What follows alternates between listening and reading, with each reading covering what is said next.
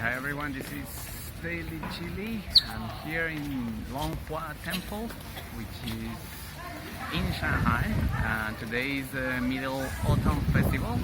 So I came here with a friend to this nice temple.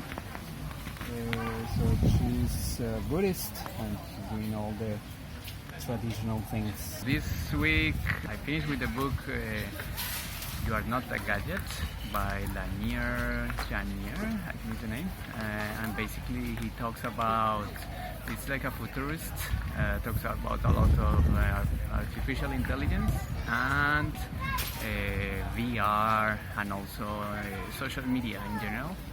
And I started this new book called The 48 Laws of Power. What else?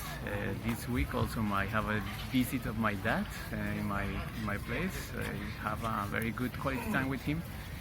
And also this week, actually next week, I'm gonna start doing some workshops for video techniques for a company called Learning Tribes. So we are doing these workshops with different companies. So this is gonna be the first pilot and trial.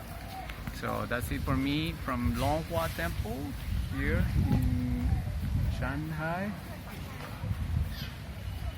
I say bye, and today's password for my daily post is workshop.